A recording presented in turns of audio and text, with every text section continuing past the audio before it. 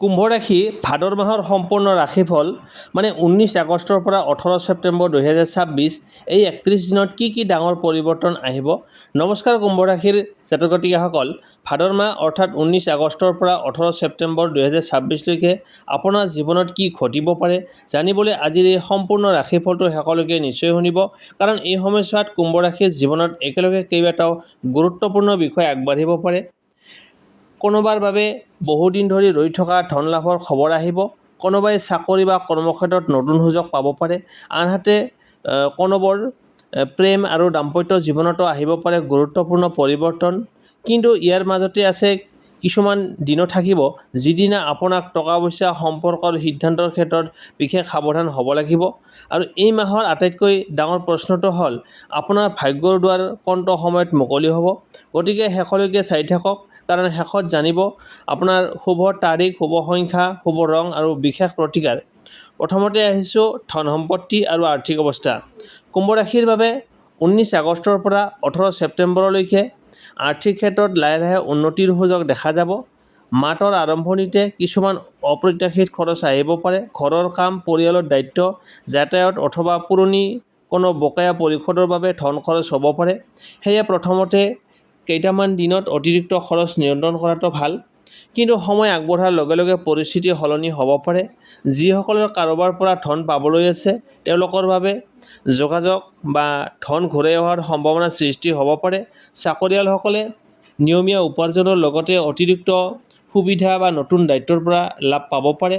ব্যৱসায়ীসকলৰ বাবে নতুন গ্ৰাহক, নতুন অৰ্ডাৰ অথবা পুৰণি ব্যৱসায়িক যোগাযোগৰ পৰা কাম অহাৰ সম্ভাৱনা আছে।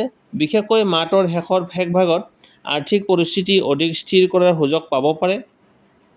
কিন্তু এটা কথা মনত ৰাখিব, এই সময়ছোৱাত কেৱল আনৰ কথাত বিশ্বাস কৰি ডাঙৰ পৰিমাণৰ ধন ইনভেষ্ট নকৰিব। কোনো লোন, ইনভেষ্টমেণ্ট বা পাৰ্টনাৰশ্বিপ কৰাৰ আগতে সকলো তথ্য আৰু কাগজ পত্ৰ ভালদৰে পৰীক্ষা কৰক। তাৰপিছত আহিছোঁ চাকৰি আৰু কৰ্মজীৱন। কৰ্মক্ষেত্ৰত কুম্ভ ৰাশিৰ বাবে এই সময়ছোৱা যথেষ্ট গুৰুত্বপূৰ্ণ হ'ব। আপুনি বহুদিন ধৰি কৰা পৰিশ্ৰমৰ ফল লাহে লাহে দেখা দিব। চাকৰিয়ালসকলৰ ওপৰত নতুন দায়িত্ব আহিব পাৰে। আৰম্ভণিতে কামৰ প্ৰেছাৰ বৃদ্ধি হোৱা যেন অনুভৱ হ'ব পাৰে, কিন্তু এই দায়িত্বই আপোনাক নিজৰ যোগ্যতা প্ৰমাণ কৰাৰ সুযোগ দিব। উচ্চপদস্থ ব্যক্তি বা ছিনিয়ৰৰ দৃষ্টি আপোনাৰ কামৰ ওপৰত পৰিব। যিসকলে চাকৰি সলনি কৰিব বিচাৰিছে তেওঁলোকৰ বাবে নতুন সুযোগ আহিব পাৰে, কিন্তু কেৱল আৱেগৰ বশৱৰ্তী হৈ পুৰণি চাকৰি এৰি নিদিব। নতুন চাকৰিৰ চেলাৰী, লোকেশ্যন, ষ্টেবিলিটি আৰু ফিউচাৰ গ্ৰথ সকলো বিবেচনা কৰক। যিসকলে চাকৰি বিচাৰি আছে তেওঁলোকে এপ্লিকেশ্যন, ইণ্টাৰভিউ আৰু নতুন কণ্টেক্টৰ ক্ষেত্ৰত সক্ৰিয় হওক। তাৰপিছত আহিছোঁ ব্যৱসায়। ব্যৱসায়ী কুম্ভ ৰাশিৰ জাতক জাতিকাসকলৰ বাবে নতুন যোগাযোগ বিশেষ গুৰুত্বপূৰ্ণ হ'ব পাৰে। কোনো নতুন ব্যক্তি বা নতুন গ্ৰাহকৰ সৈতে হোৱা যোগাযোগে ভৱিষ্যতে ডাঙৰ সুযোগৰ সৃষ্টি কৰিব। অনলাইন ব্যৱসায়, চেলছ, কমিউনিকেশ্যন, মাৰ্কেটিং অথবা কাষ্টমাৰ বেছড কাম কৰা লোকসকলৰ বাবে নতুন সুযোগ লাভ কৰিব পাৰে, কিন্তু অংশীদাৰিত্বৰ ক্ষেত্ৰত সাৱধান হওক। মুখৰ কথাত নহয়, সম্পূৰ্ণ সিদ্ধান্ত লিখিতভাৱে ৰাখক। মাহটোৰ মাজভাগত ব্যৱসায়ত কোনো নতুন পৰিকল্পনা আৰম্ভ কৰাৰ চিন্তা থাকিলে ভালদৰে পৰীক্ষা কৰি আগবাঢ়ক। তাৰপিছত আহিছোঁ প্ৰেম আৰু দাম্পত্য জীৱন। কুম্ভ ৰাশিৰ প্ৰেম আৰু দাম্পত্য জীৱনৰ ক্ষেত্ৰত ভাদৰ মাহটো অনুভূতিপূৰ্ণ হ'ব পাৰে। যিসকলৰ সম্পৰ্কত কিছুদিন ধৰি ভুল বুজাবুজি বা দূৰত্ব চলি আছে তেওঁলোকৰ মাজত পুনৰ কথা বতৰা আৰম্ভ হ'ব। আপুনি যদি কোনো কথাক লৈ মনত কষ্ট লৈ আছে তেন্তে ৰাগেৰে নহয়, শান্তভাৱে নিজৰ অনুভূতি প্ৰকাশ কৰক। অবিবাহিতসকলৰ জীৱনত নতুন পৰিচয়ৰ সম্ভাৱনা আছে। এই পৰিচয় কোনো বন্ধু, সহকৰ্মী, আত্মীয়ৰ যোগাযোগ বা সামাজিক মাধ্যমৰ জৰিয়তে হ'ব পাৰে। সম্পৰ্কটো প্ৰথমতে সাধাৰণ বন্ধুত্ব হিচাপে আৰম্ভ হৈ পিছলৈ গভীৰ হ'ব পাৰে।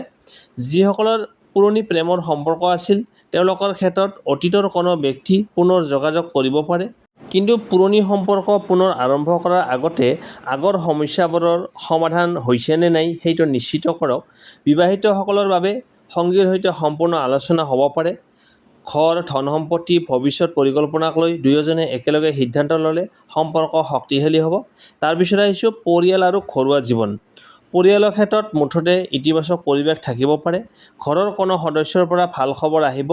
কোনো শুভ কাম, অনুষ্ঠান বা নতুন পৰিকল্পনাৰ বাবে পৰিয়াল একেলগে হোৱাৰ সুযোগ পাব।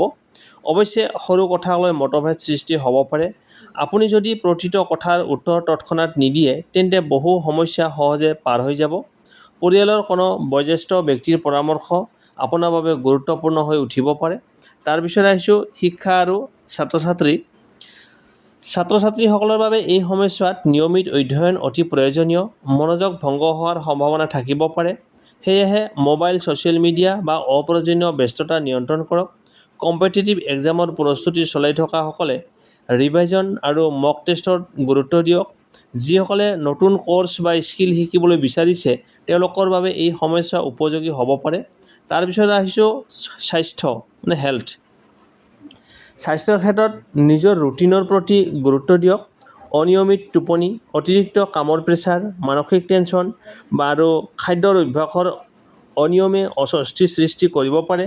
সঠিক সময়ত আহাৰ গ্ৰহণ কৰক, পৰ্যাপ্ত পৰিমাণে ৰেষ্ট লওক আৰু নিয়মিত শাৰীৰিক সক্ৰিয়তা বজাই ৰাখিবলৈ চেষ্টা কৰক।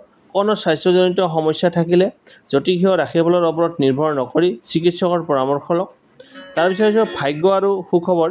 কুম্ভ ৰাশি, এই মাহত আপোনাৰ ভাগ্যৰ এটা গুৰুত্বপূৰ্ণ দিশ হ'ল পুৰণি কামৰ পুনৰ গতি লাভ। যি কাম ইমান দিনে ৰৈ আছিল সেই কাম হঠাতে আগবাঢ়িব। কোনো ফোন কল, মেছেজ, ইণ্টাৰভিউ, পে'মেণ্ট অথবা পুৰণি কণ্টেক্টৰ পৰা ভাল খবৰ আহিব পাৰে। বিশেষকৈ মাহটোৰ মাজভাগত কিছু নতুন সুযোগৰ প্ৰতি চকু মেল খাব পাৰে।